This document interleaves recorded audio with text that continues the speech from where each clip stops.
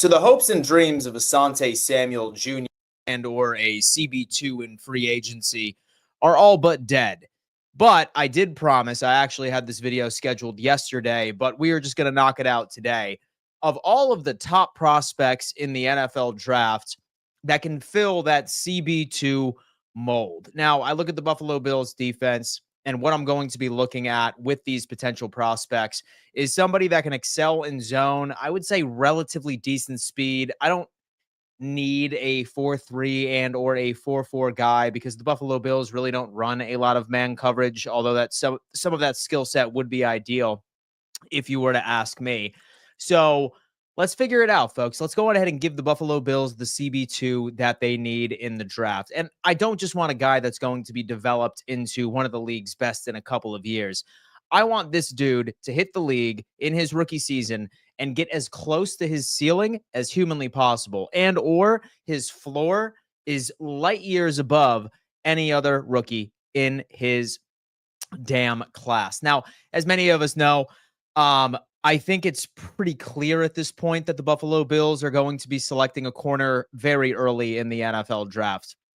I'm not going to commit that it's going to be in the first. I'm not going to commit that it's going to be in the second, or at least within the first or the second pick. But rest be assured, a lot of these guys will be going early. So I think the Buffalo Bills need to grab the bull by the horns and sign and draft a damn CB2. As you're coming in, folks, please do me a favor. Smash that like button. If you haven't had an opportunity of doing so already, I can only imagine a lot of you guys are probably watching the replay of this episode. Highly recommend you turn on bell notifications so you don't miss a live stream. I am live all the time over here. I try to keep to a schedule, but hitting that bell notification ensures that you never miss a damn episode. Run up that like button. And without further ado, let's get into the meat and potatoes. All right, number one, and keep in mind, the first couple of guys that I am going to be discussing are players that the Buffalo Bills are going to have to trade up for. And there's really only one. And I do think that this guy particularly would be a perfect fit for the Buffalo Bills. He is a Sean McDermott guy. He fits into the scheme almost like a glove. And he would arguably be a competitor to Christian Benford for the CB1 spot as far as this all kind of plays out. And that would have to be Will Johnson for me out of Michigan. Now, prior to the Combine, prior to the Senior Bowl and the Shrine Bowl, we had Will Johnson as potentially the first corner taken off of the board. But based off of Jahdae Barron's performances, he is now CB1 in my eyes. I have a feeling that with Jahdae Barron, he's going to be the first guy taken off the board. He will be gone in the top 10. And I think Will Johnson has a very strong likelihood of slipping all the way to the late teens to the early 20s. And that is an area in which I think the Buffalo Bills could potentially trade up to if they really like this prospect. And so do I. Folks, based off of all the descriptions that we have read so far on Will Johnson, the only red flag that I am really seeing from this prospect is that I'm a bit concerned about his long speed, so I could potentially see him getting burned in specific man coverage situations. But as we know, this guy is known as a zone corner. We're not going to be anticipating Will Johnson to be covering the same wide receiver 50 to 60 yards downfield, especially with the system that Sean McDermott runs in the first place. Here's a good idea of what he is all about. He's only 21 years old. He's about to be 22. 6'2", 200 pounds, limited long speed. So he's a zone corner. All right. So that is something that Sean McDermott in this front office is absolutely salivating over. He can play man press. He's a very physical guy. He can win at the line. He has solid hand placement as well. He has long arms, several forced incompletions already. And he's in the 55th percentile over the past 2 years. Frame is leaner and lighter. Completely fine. 6'2", 202 pounds. He is a perimeter corner in which excels in zone. Now, to give you an idea, all right, again, he's not a ball hawking sort of corner, but he is a sticky coverage sort of guy. So we're not going to be seeing him go off with like 5 or 6 interceptions per year. However, absolute stud. Zone coverage grade at a 75. Coverage in general, 76.7. Run defense at 73.7. Now, obviously, I need to be able to give us some sort of visual so I can hype you guys up about these potential prospects. And right as you can see, right? Solid recovery right here during a game. Right within there, man. He's not confused. I love his recovery speed, as you can see, right? Right there, once again. He's being patient. He's being patient in all of his coverage situations. He's not getting burned. Sticky coverage right in zone. Talk to me about damn Will Johnson, first prospect on the list for the Buffalo Bills. Now, do keep in mind, I do have to tell each and every single one of you that he is not going to fall to 30, and us trading up to 24 or 25, he will already be gone. If a Will Johnson is truly something that the Buffalo Bills are targeting and taking seriously, he's going to have to be a guy that the Buffalo Bills are willing to trade up to at about 18, 19, perhaps 20, 21 with some potential suitors. Will Johnson is right here. We need a lock. Hector is saying, hey, man, listen, I promise you this would be that guy, and he's a perfect scheme fit for us. Hey, Danny boy, William, how you doing? How you doing? I want Maxwell Hairston. Don't worry. He is on my list, man. He is on my list. But next up, second prospect that I know that a lot of Bills Mafia is very excited about because I have seen him in so many different mock drafts all across X, all over the internet. And that just so happens to be Trey Amos, Ole Miss corner. Last year, he ended up having an 85.6 grade in coverage, solid in run defense. He's a very versatile weapon. He excels in both man coverage and in zone coverage at 78.9 for a PFF grade. What PFF has to say about him is that he brings the ideal blend of size, movement skills, and coverage scheme versatility to the cornerback position, has explosiveness and speed and aren't anything special.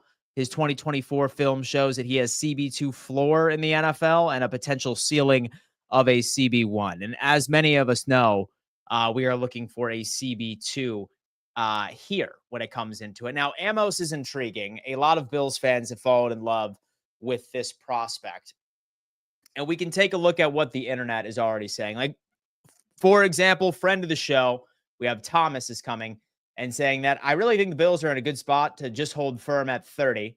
And as you can see, he has Trey Amos right here as the potential guy right here. He allowed 54.5 passer rating in 2024, 10 pass breakups, and 3 picks.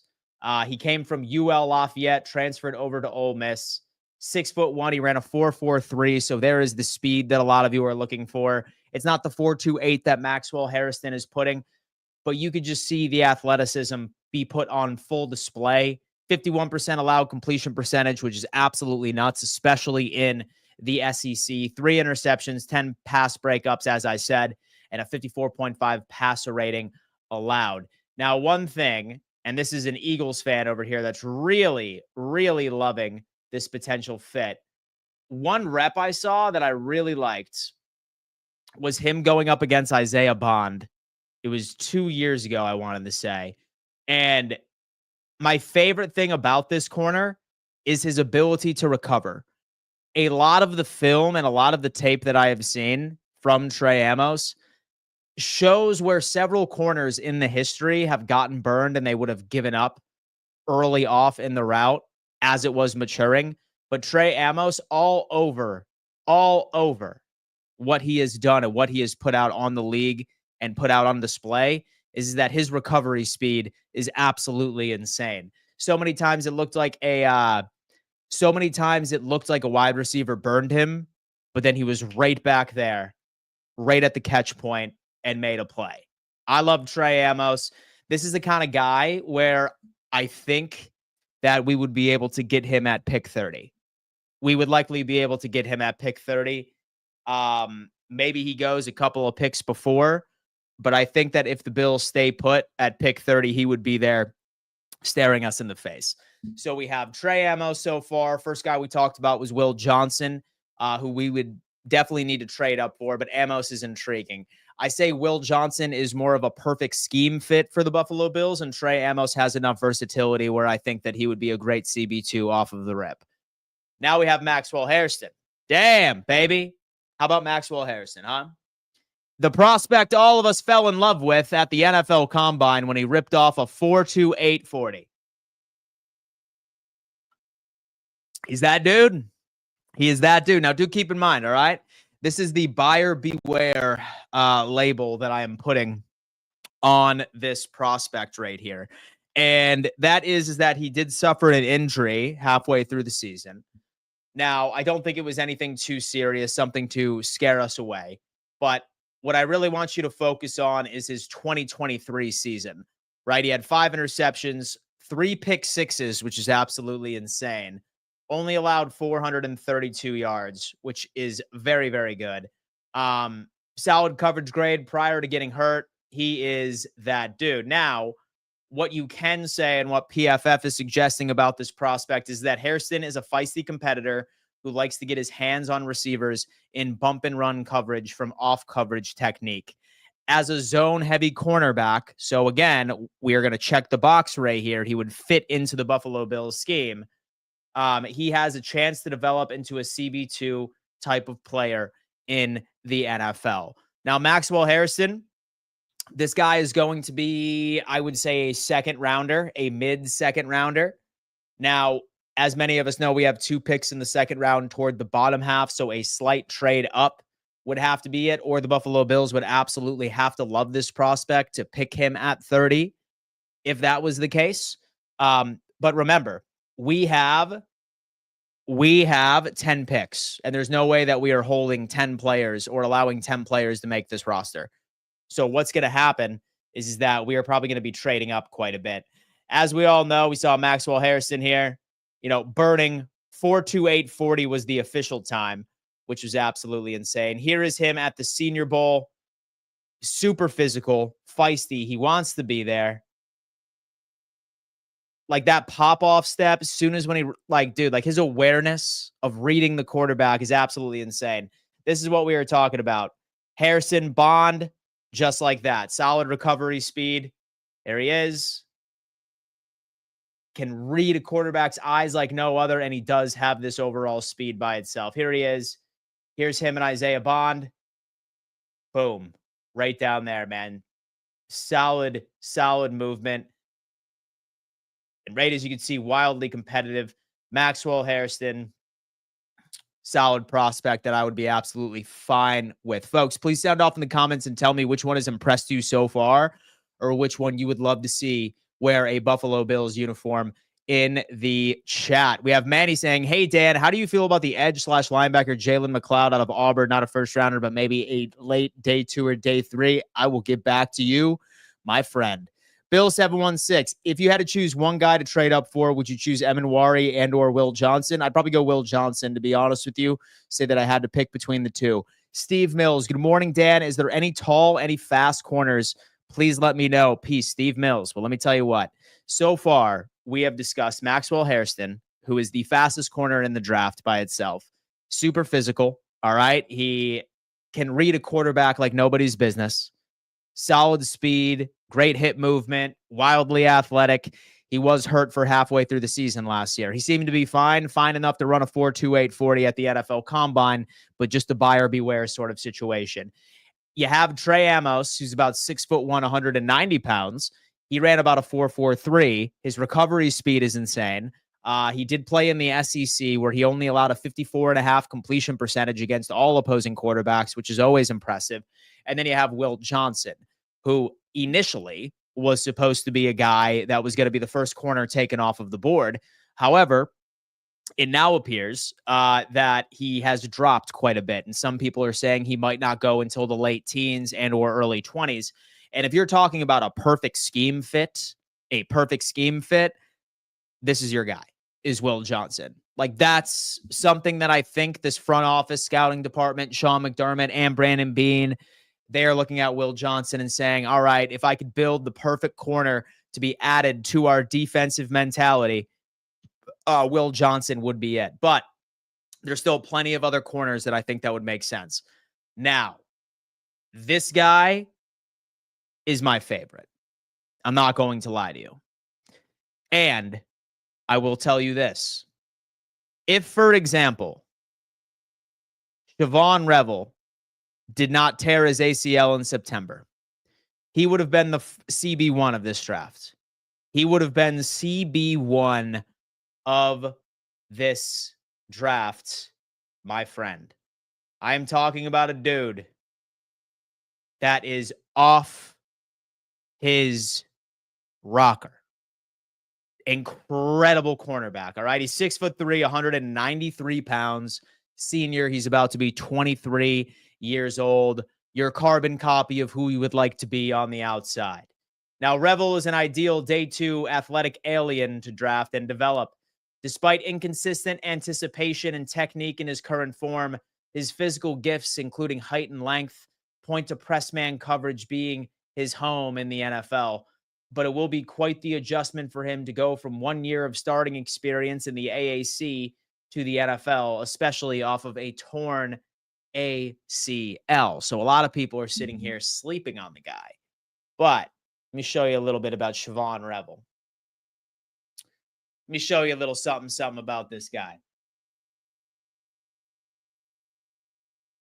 What do you got for me? Physically gifted, speed, run support, blitzing. And by the way, many are reporting that if he were to run the 40-yard dash, he would have got about a 4.2, a 4.3. I'm telling you now that ECCB Shevon Revel is a first-round pick. Solid recovery speed right there. Solid tackler. Has it all. Revel's blitzing from the boundary, getting picked up.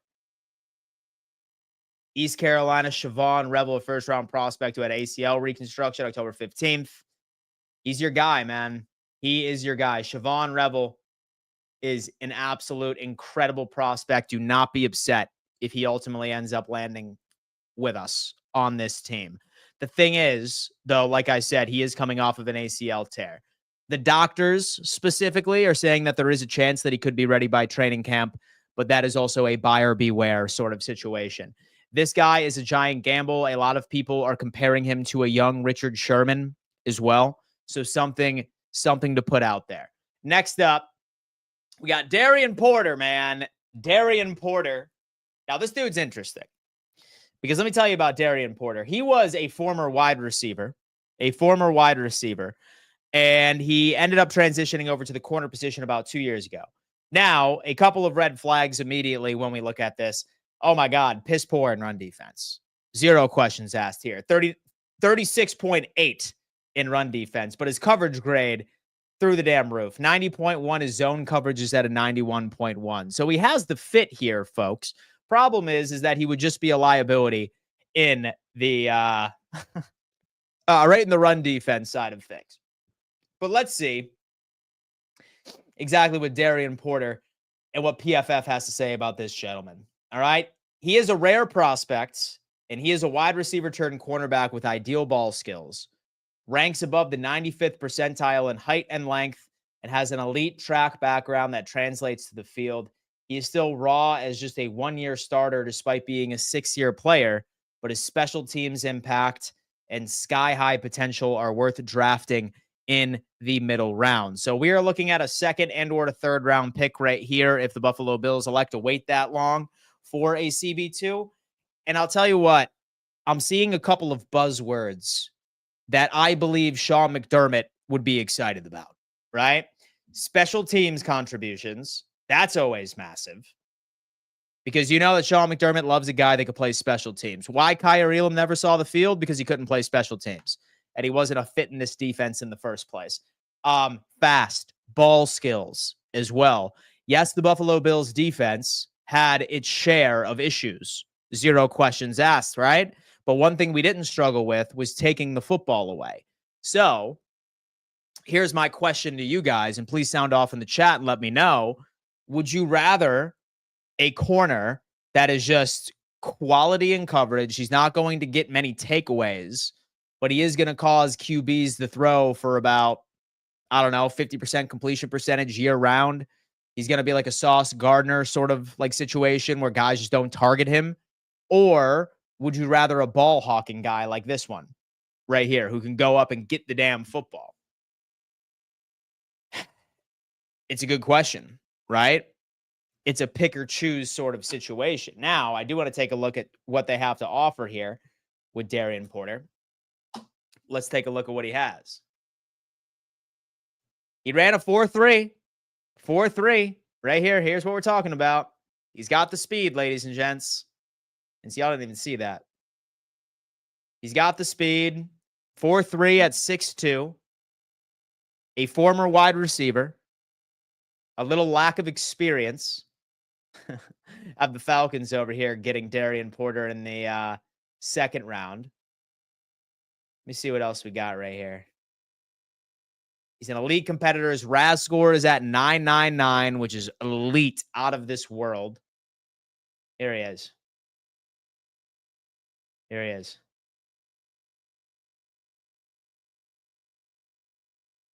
It's peep Darien Porter right there. Sticks with his man the entire time.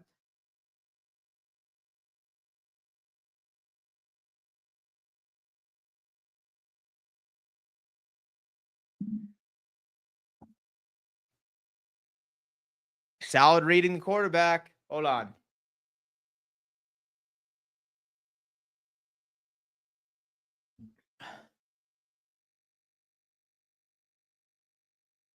He's that dude, man. He's that dude. I really like Darien Porter. He's a potential. Let's watch one more time. His ball skills are elite. Look at this. Just went into watching him.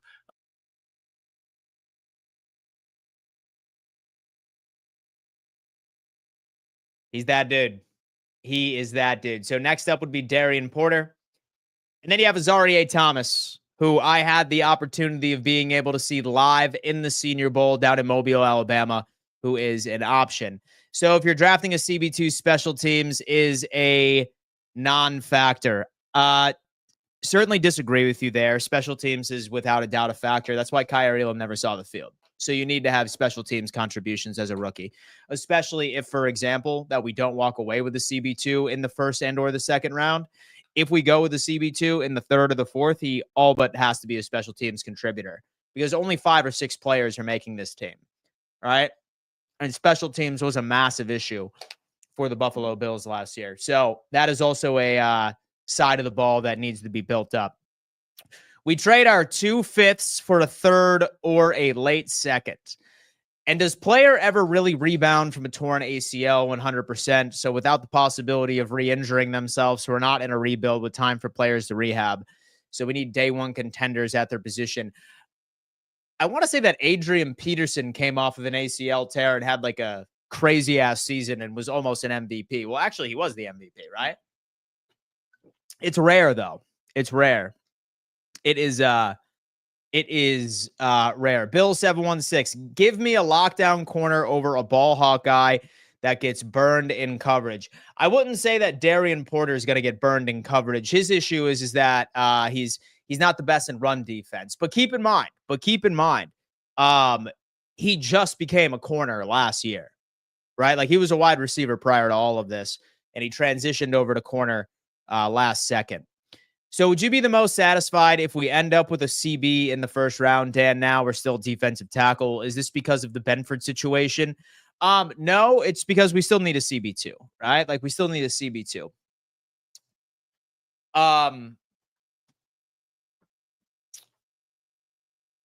Like I said, I just don't want to commit to a specific position in this draft, right? So give us the best player available based off of where the board falls and like when it's time for us to pick. That's where I'm at. But so I would say that CB2 and defensive tackle right now, in my opinion, 1A and 1B. I still give a slight importance to defensive tackle, but both the defensive tackle prospects and both of the corner prospects are so similar and so deep that I don't think it would be something where we should be freaking out if, for those of you that are preferring a corner with the first pick, we go with a defensive tackle because both classes are super deep. So do not be upset there. And the Bills have 3 picks in round 5. Nobody is going to give a second round pick for 2 5th rounds picks. Jordan Smith, you don't know. It could potentially happen, but you're probably right. What about Tommy Hill, a bit of a sleeper out of Nebraska? I'll tell you what. Here's the thing. I am not a kind of guy. So I'm not the kind of guy that wants to commit to a specific position with each and every single round of the NFL draft. But I do think that CB2 and defensive tackle are so important that with the first 3 picks that come off of the board, both of those positions will be addressed.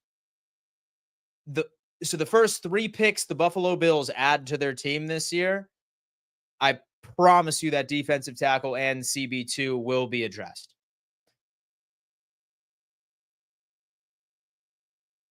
And so I think our biggest need is punter. I'm kidding, but seriously, what the hell are we doing there? So I've never really been one to worry much about the punting position because this Buffalo Bills team just does not punt, right? Like we punt the football the least out of many teams in the NFL. Like we were number 1 in all of scoring last year, and we just don't have many situations where we have to punt. And we're bringing back the exact same offensive line, basically the exact same running back room, same receivers as well, minus Amari Cooper, obviously, and Matt Collins, but still a Joe Brady scheme. So as far as a punter, I'm sure we'll probably end up bringing in an undrafted free agent. I really don't think that we're gonna like waste a draft pick on a punter. We'll just bring in an undrafted free agent. And currently we have Jake Camadra on the roster. He was a top 5 punter in 2022 and 2023. Didn't Frank Gore rip an ACL in both knees and had a good NFL career? Yeah, for sure. For sure. Dan, thanks for doing this daily, brother. I love this show. CB in the second round. Joey Gonzalez. Joey, I sincerely appreciate that. And you know what, guys? I appreciate y'all always hanging out with me in the morning, right? I sit back and I make myself a nice cup of coffee. And I sit back and I talk football with my boys. And I really appreciate that. 122 of you on the YouTube channel rocking with me, 127 on X. Folks, if you are watching, do not be shy. Please introduce yourself and please contribute to the conversation because I still have a couple of corners that I'm intrigued with here. And so to be honest with you, I'm going to have to go with Azareye'h Thomas next up. I did see this guy over at the Senior Bowl. His speed really isn't going to blow you away. He did have a couple of reps in the Senior Bowl that kind of didn't make me the most excited. However, I need to keep reminding myself that I don't need another quality CB1. Like what I need is somebody. So what I need is a DJ Reed to Sauce Gardner as a blank is to Christian Benford. That's what I need. And this is pretty realistic. And this is a guy that could go in the late second round. This is a dude right here that I genuinely believe we could probably draft if we just stayed put at the second round with our first pick. Him and Darien Porter, we could potentially grab both of these guys. So this is where I'm at. Will Johnson, so we would need to trade up into the late teens and or early 20s if we had a prayer, like right on this guy. With Jahdae Barron, so we would need to trade up in the top 10, which I'm not entirely convinced that's going to happen, but I would be fine if we did. However, Trey Amos is probably going to be there at 30. Maxwell Hairston will probably be there at 30. Shevon Revel is going to be a guy that we would need to use our second round picks to slightly trade up in the second in order to get this guy. I'll probably put Maxwell Hairston in this category too. We could reach for Maxwell at 30, but more than likely, I don't think that we would, right? And then Darien Porter and so Azareye'h Thomas, he is a guy that would be there if we just stayed put exactly where we were in the second in the first place. So that's kind of how I'm mapping out this whole situation. So you know who's moving up? The Bills mock board, Malachi Moore. He can go at 30. Bills can draft him at 30. Malachi Moore, huh? Maybe, but a little more gratitude and a little less salt would be better representation of him as a professional. Let me see. I don't think he was salty. He just said the truth, which did happen. And Elam was put in the backseat while in Buffalo. He did make plays when given the opportunity to play. Oh, I forgot that Spin was one of the 5 Kyer Elam believers out there. It's all right, Spin. I'm just joshing with you, brother. So I get the Bills love their zone defense, but I would rather have a man-to-man guy who has some zone in the game that's just a zone guy. I mean, we tried that, right? So we tried that with Kyer Elam. Right? He was a man coverage guy, and we tried to teach him zone, and that's why he got beat out by a 5th rounder and a 6th rounder and a 7th rounder even, right? And a 7th rounder. That's kind of where we're at.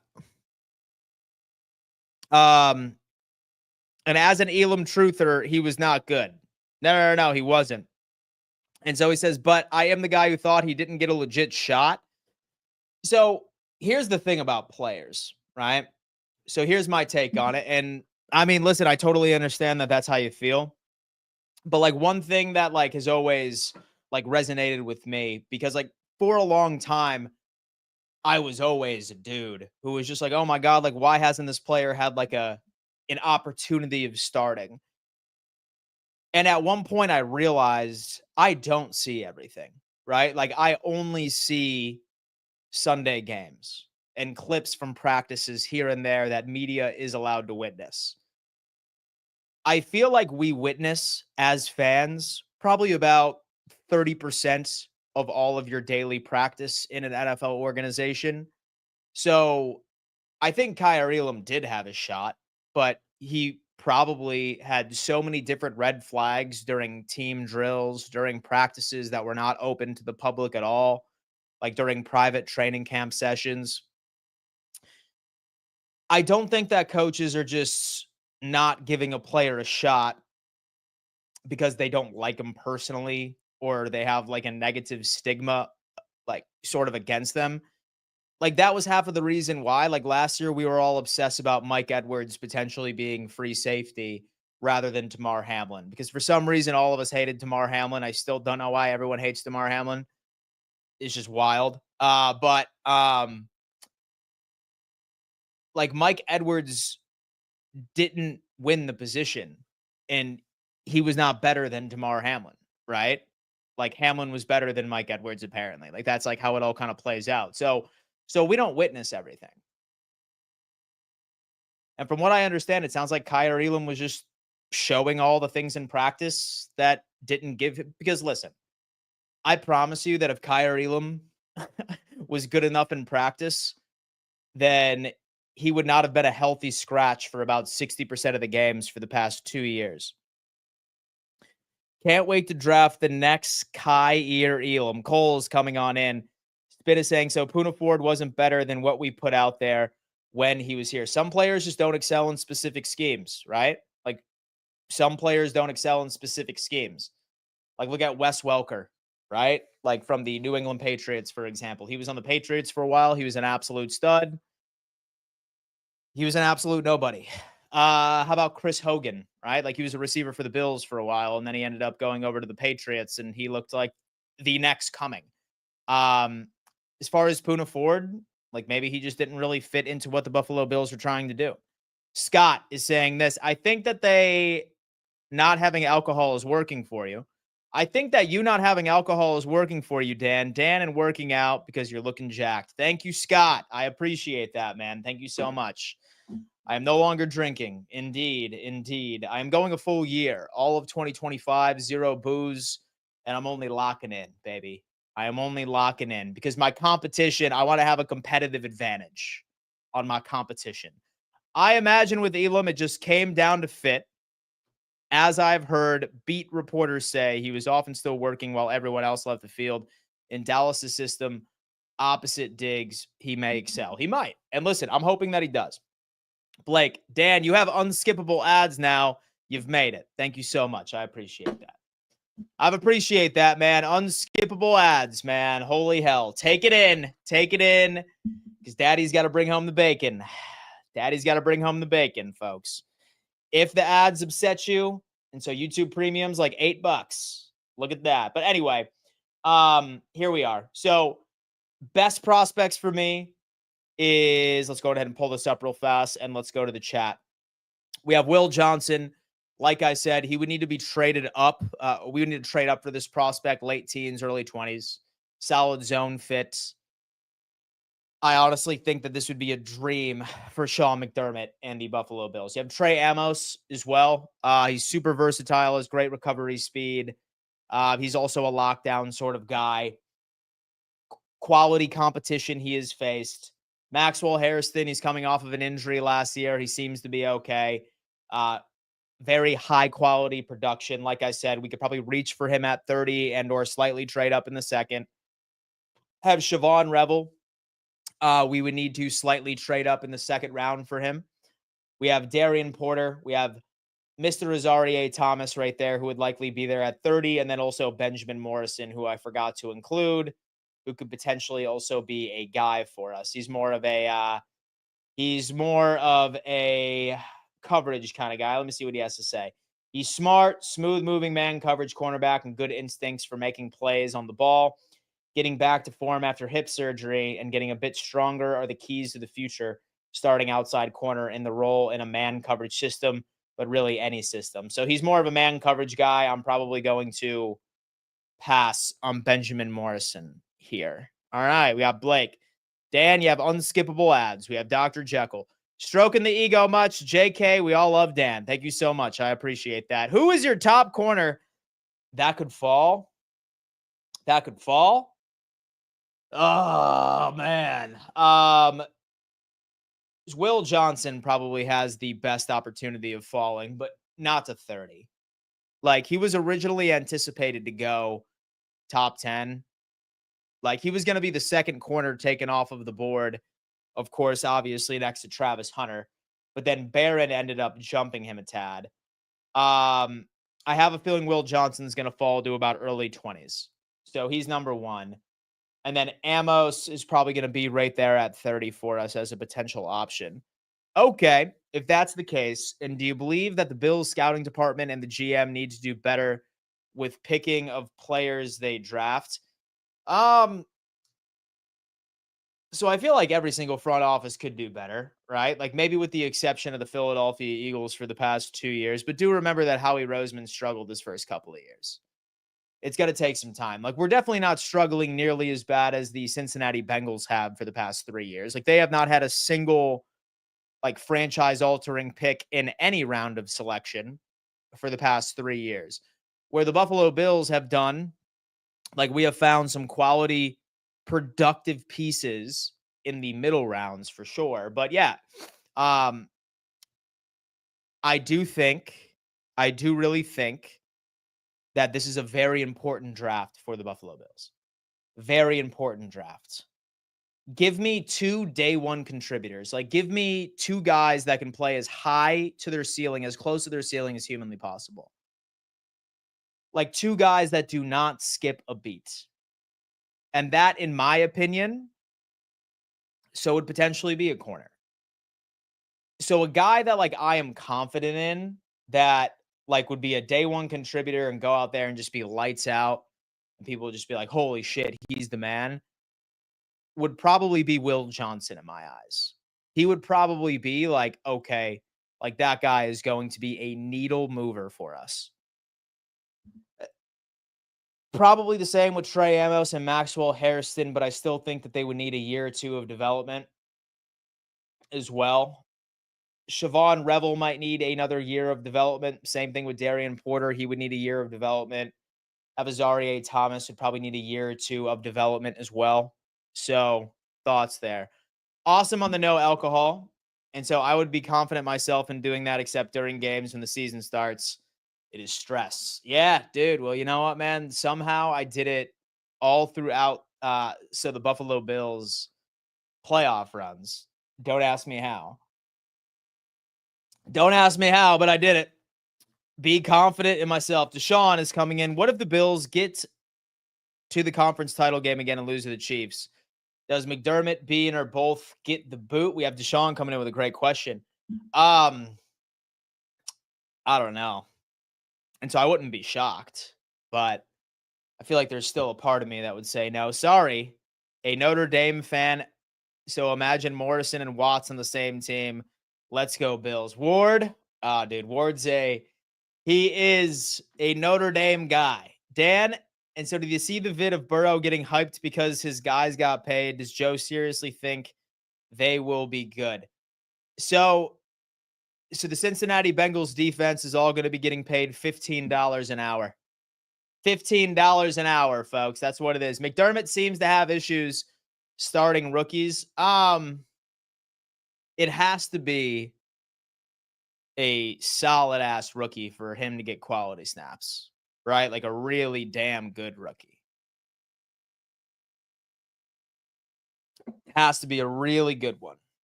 Sup, fam? Sarah, what up? Spin is saying, and Burrow should wait until the O linemen get paid because he got nice weapons, but does him no good if he won't be able to play with them from a gurney by week 10. It's wild to me that for some reason, like they were just like, yeah, dude, like let's go on ahead and just pay our weapons, all this cash where Joe Burrow, T. Higgins, and Jamar Chase account for close to like 50 to 60% of their overall cap room. And their defense is so shit. And their offensive line is still terrible.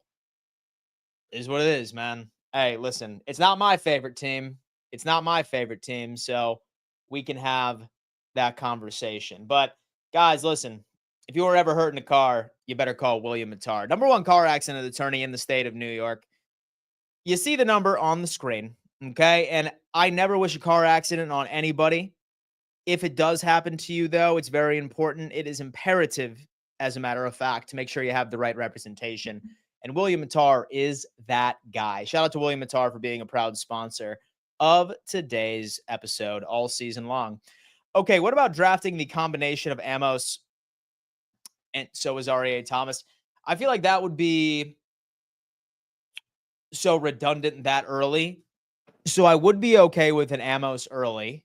And so I would be cool with a guy named Kobe Bryant out of Kansas as well. He could potentially be a guy that we can get in the 5th or the 6th. I'm fine with double dipping at corner as much as I am fine with double dipping at defensive tackle. But again, remember, I really only think 5 or 6 dudes are actually going to make the roster, right? Like we're not going to walk away with 10 picks. And so we need a defensive tackle. We need a corner. We probably need a linebacker, especially since Matt Milano is going to be a pending free agent next year. And no, I'm not saying that we need to go and try and get a linebacker early. I don't think it's that necessary, especially since Dorian Williams is still on the roster. Certainly a wide receiver, because right now we only have 4 wide receivers on this roster that are capable of starting, in my opinion. Yeah. So say that I had to prioritize what was more important to double dip on. I'd probably say it's way more important to double dip on defensive tackle than it would be a corner. That's me. In fact, chat, sound off. If we double dipped at any position at all in this upcoming NFL draft, who are we double dipping? What position group are we double dipping? I'm actually very curious. With the Bills taking a year off of Milano's contract and making him a free agent next year, and do you think we draft a linebacker early in this year's draft? I don't think it'll be early. So I'd say one of the 5th round picks will be a linebacker. 5th round pick would be a linebacker, if you ask me. CB2, CB3, a defensive tackle, a defensive end, a wide receiver, punter, safety. And so I think 8 players is the max we can get. And keep in mind, some of them would just replace what we have. Absolutely. We have Oren Asay an offensive line. Smart. So because we do have Connor McGovern and David Edwards as pending free agents in 2026. So that could potentially be. Could we triple dip? I don't think so. Nah, I don't think so. Maybe, but nah, I don't think so. Blake is saying, Dan, and you doing a Bills game event at Highmark this year? How much does it cost for us? Blake, we are planning on doing an event at Highmark this year once the schedule gets released. So normally what our events look like is that like we buy a bunch of tickets. So like we buy like 40 to 50 tickets. And so ideally, like we all like to sit together. It's me, Richie, TD, and Colby. And we have some sort of tailgate party right beforehand with like an open bar, food. We do a live show from the tailgate. And then we all end up going into the stadium and watching the game together. So it just depends on what the tickets cost, really. And then like we do like a slight upcharge as well. But I will keep you up to date. I will keep you up to date, man.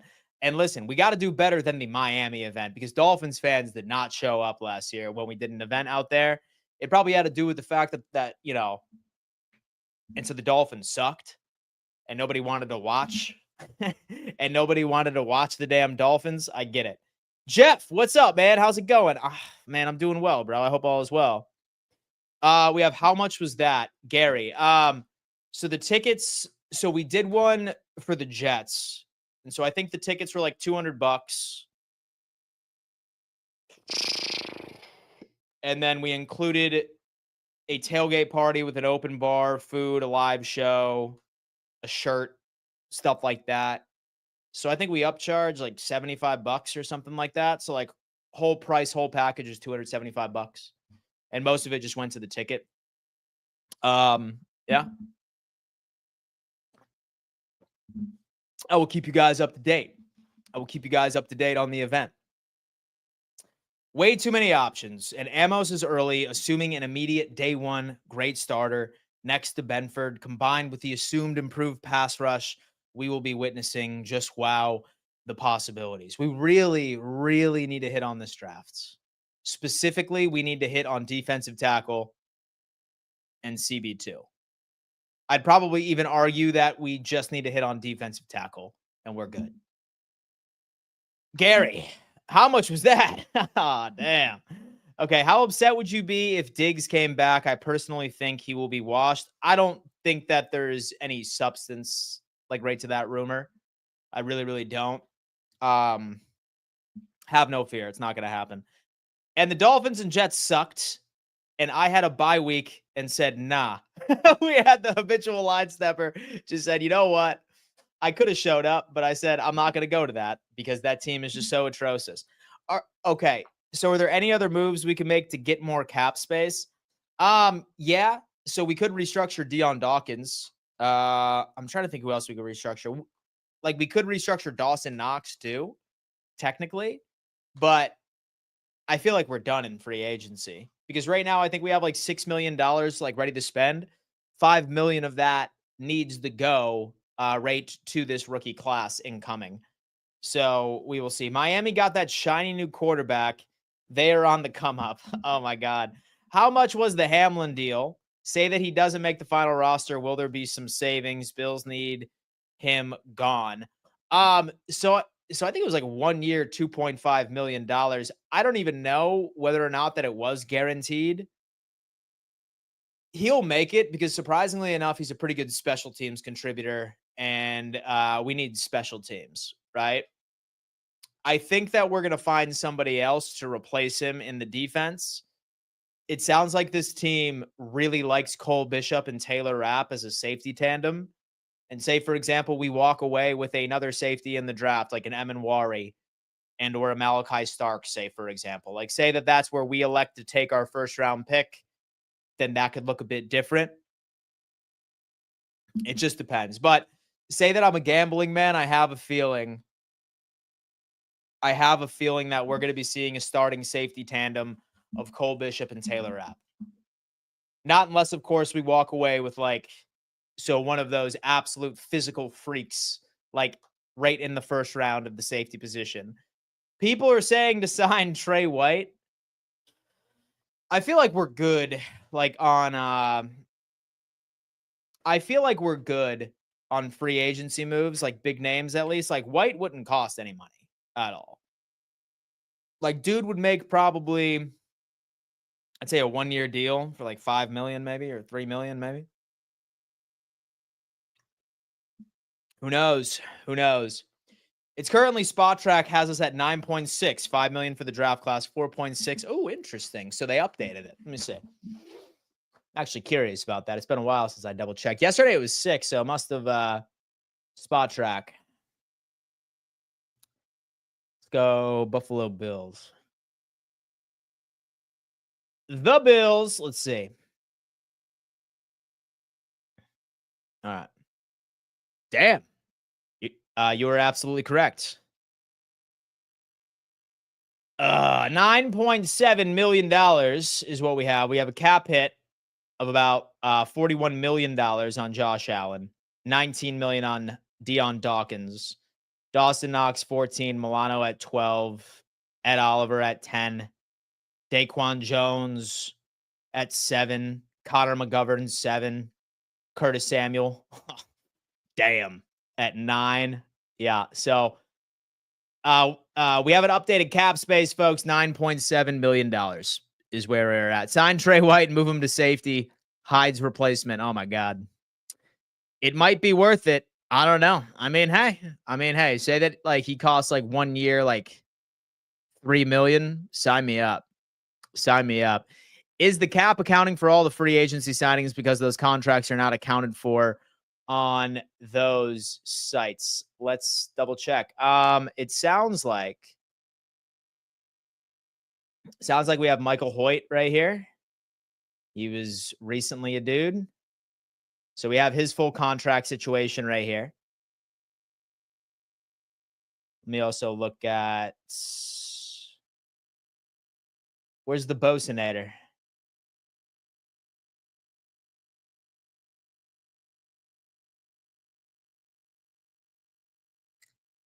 Joey Bosa.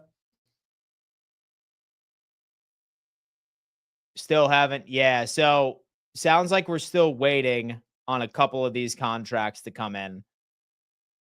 You have the Bosa contract, Larry Ogunjobi, Ty Johnson, Laviska Shenault, Dane Jackson, Reggie Gilliam, and Kendrick Green. So we're all sitting here waiting on these contract details. So $9.7 million, folks, may not be factual as of right now. I really like Benjamin Morrison of Notre Dame at corner. He's good. He's good. And so I think that he would fit well into Dallas, Lamb. But as far as the Bills, he's a man coverage kind of guy. He's a man coverage kind of guy for me. So I don't necessarily think that he'd be that dude. You know what I mean? John. So I think Forrest is more than meets the eye. He could potentially, man. Listen, a lot of high notes. Dan, what is your take on guys saying they unknowingly took PEDs? Bullshit. Bullshit, bro. Absolute bullshit. Like, I get it, right? Because a long time ago, caffeine was considered a performance enhancing drug in the NFL. A long time ago, caffeine was. Here, hold up. And let me fact check that. Caffeine, PED in NFL. Let me see. Let's see.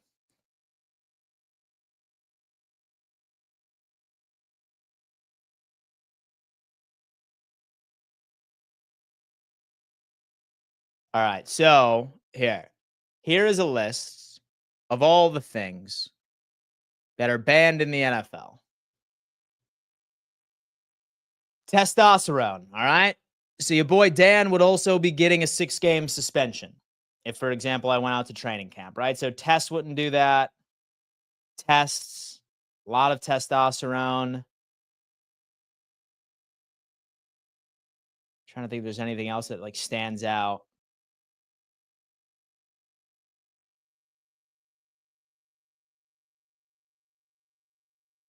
Yeah. Peptides you can't take either. Have HGH, have animal growth hormones, have human chronic, whatever the hell that is. Insulin growth factor.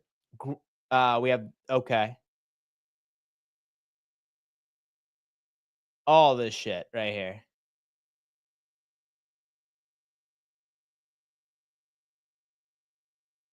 Stimulants. So you can't take adrenaline.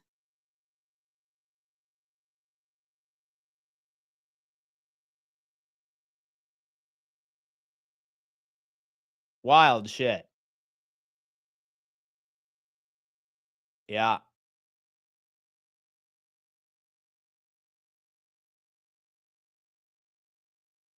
and a Klonopin. Look at that. Dan, what is your take on how much man coverage percentage will the Bills use this year? So I don't think that we're gonna see a significant uptick, right? Because realistically, we really don't have a lot of speed in our secondary, right? So with Benford, he's not that fast. What does he run? Let me see what Christian Benford runs. Christian Benford, 40-yard. Let me see. Yeah. So with Benford runs 4.53, right? Taron Johnson. Let me see what Taron Johnson does. Taron Johnson, 40. Let me see. His 40 times 4.5. Safeties aren't that fast with Rapp and Cole Bishop either. So we really don't have the personnel to run man coverage, right? And I'm fine with that because I think zone works, right? But I feel like everybody that wants us to start running man coverage, we just don't have the personnel for that. We have some slow dudes out there, right? So we just go that physical route with zone. From what I understand, ex-players are saying that some trainers will sneak some type of PED into their infusion bag. I didn't know how infusions were a thing now. And to get the trainer's name more known. Interesting. That is a lot of info. It certainly is. They are going so far with the PED list.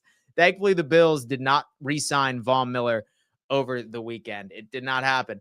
I agree on double dipping on defensive tackle, but I also want to double dip DB just in case we don't need Benford or we don't keep Benford because we don't extend him. I think we'll find a way to get Benford on this team.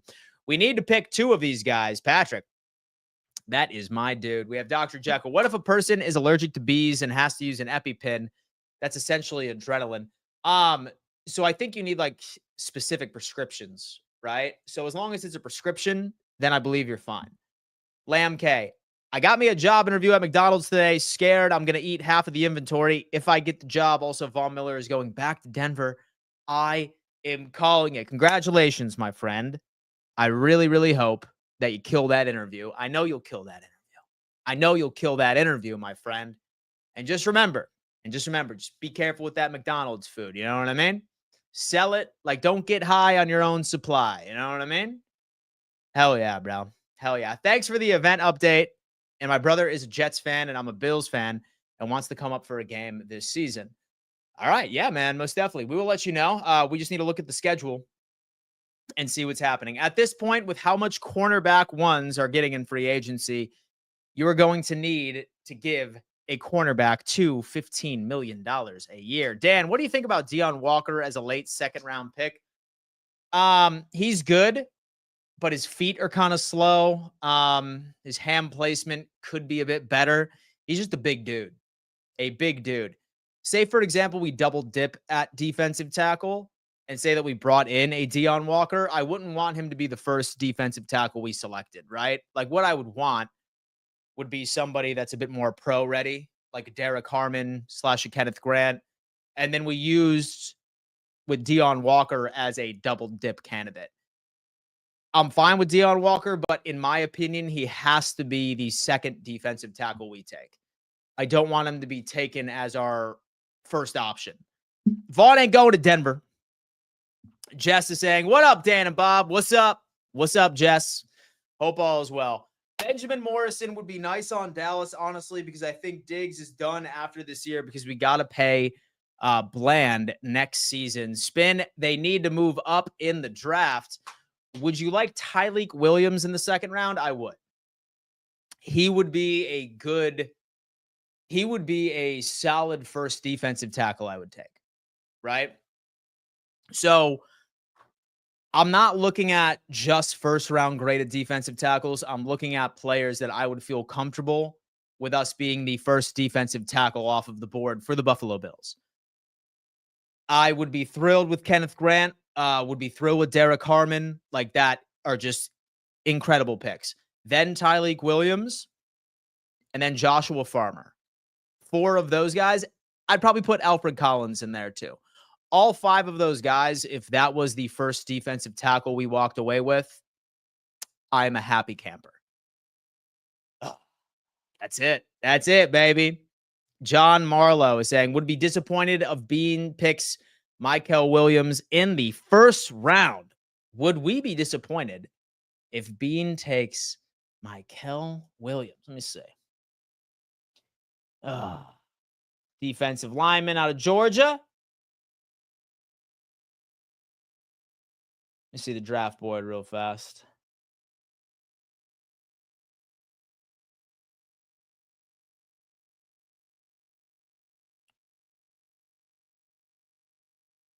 .6'5", 265 pounds, came from the SEC. I'm not entirely sure. I thought we moved the needle considering Bosa moved, but then the suspensions made me feel like we didn't do enough to help Josh Allen. I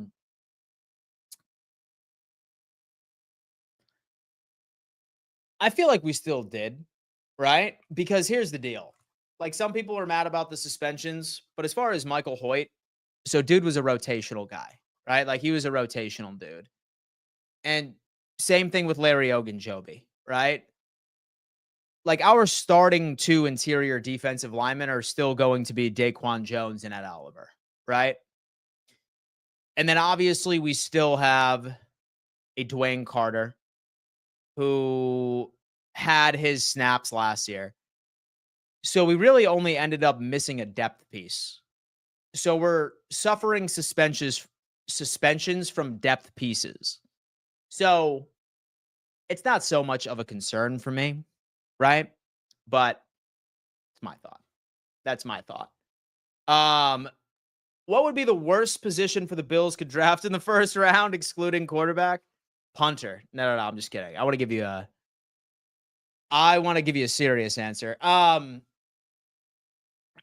he said also excluding kicker and punter. Me, linebacker. Linebacker would probably be the one position where I would just be like, what the hell? Right? I get, right? So I get it that Matt Milano is going to be a free agent next year. But like, we already have Dorian Williams, and like, we run a 2 linebacker set in the nickel formation. Like, we are never going to be running 4-3, or at least very rarely. I'd probably be pretty pissed if we selected a linebacker so within the first 3 selections. I'd probably be a little pissed off about that, to be honest with you. But I mean, really everything else I'm fine with. I'm fine with defensive tackle. Super solid with a CB2. I'm fine with a safety too, but it better be an Emanwari or it better be a Malachi Starks. I feel like edge is interesting too. I really don't know what I would think about edge. Like, not pissed off or anything, but that's probably pretty low on my big priorities as well. Will the Bills trade with the Chiefs again? For the sake of my sanity, I hope not. If the Bills trade with the Chiefs again, Dan needs to slap himself and Bob. I mean, listen, it sounds like our front offices are just buddies that like love trading with each other or something. I don't know. Even if we ran a 4-3 once in a while, Spector proved he would hold his own in select snaps. And okay, we have Campbell, and so I think his name is out of Alabama. Is pretty darn good as a pure linebacker, not pass rusher. I think he goes first round to the Bucks, and so Levante David replacement for when he retires. I could see that being a fit. If Bills go edge, do they trade Epinesa? They could potentially. But all right, folks. And so I appreciate you tuning in to another edition of Dom Mafia Live. I do want to sort of remind everybody, say, for example, you're tuning in to the replay of this episode. Highly recommend that you turn on bell notifications because I do want you to be a part of our live chat community. As you can see, I yap for about 10 to 15 minutes at the beginning of every episode, and then I turn exclusively over to the chat to talk to my boys about ball and get their overall thoughts on what is happening with this Bills organization. Smash that like button for me as well. It's the easiest way to show some love at what we do over here. And I will see you a bit later on Roundtable Sports 4th and Forever, our daily NFL news show. And then I will be live a little later this afternoon. I will either do a wide receiver episode or I will do a mock draft. I don't know. I love you guys. Thank you so much for tuning in, and we'll see you later. Peace.